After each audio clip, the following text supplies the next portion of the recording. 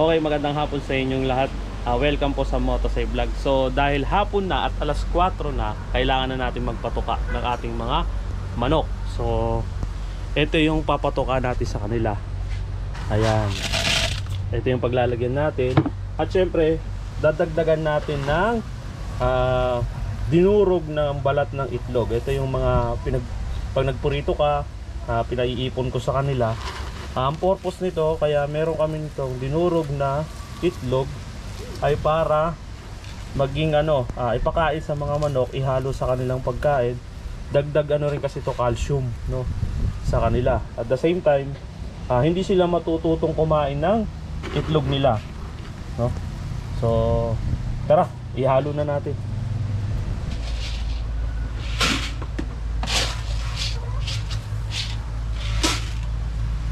Lagyan natin ito dinurog na balat ng itlog para yung eggshell nya, pag nangitlog sila ng tuloy-tuloy o araw-araw, matigas, hindi siya malambot, no? Dagdag calcium yan sa kanila. Lagyan natin, lagyan natin ng konting tubig, no?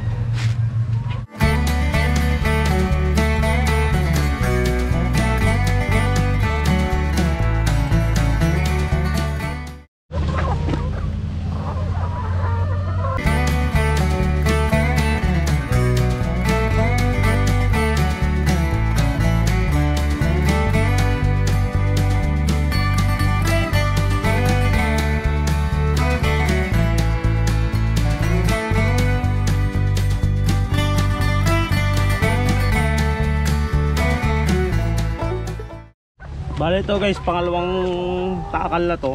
Nagustuhan nila yung medyo basang patuka na may halong durog na itlog. Pakita ko sa inyo yung pinagkainan nila. No, boss. Bitman Pro. Ito, ubos din, oh. Papakainin ulit natin.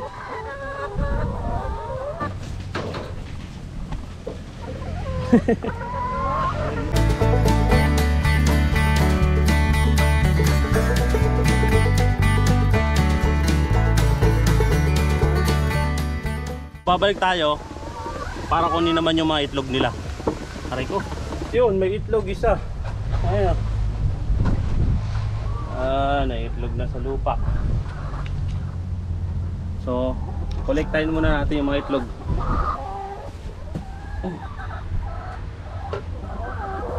Basag. Siksikan kasi sila mga itlog.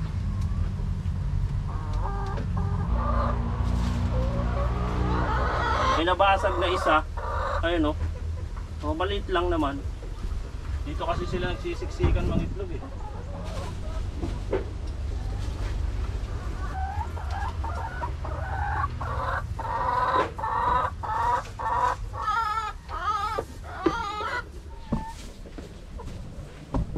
May nabasag na isa.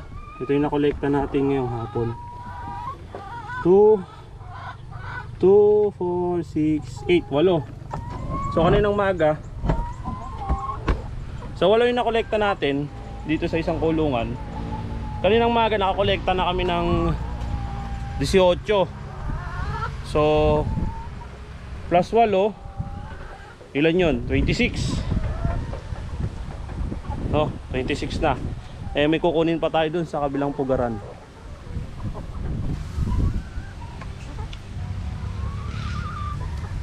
So guys, ito na yung nakolekta natin ngayong hapon. So 10 siya. 10 piraso siya. Ayan.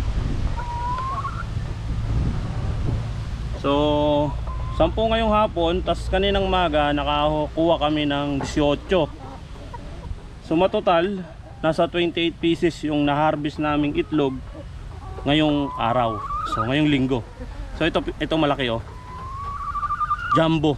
Malamang ito, dalawa na naman yung pula nito sa loob, no? Mamaya iilawan namin para makita namin. Dito to sa mga Rhode Island Red. Bali 29 sana yung makukuha nating itlog sa maghapon, no? Yun nga lang, yung isa nabasag kasi nagsisiksikan sila dun sa isang pugaran. Hindi ko alam kung bakit.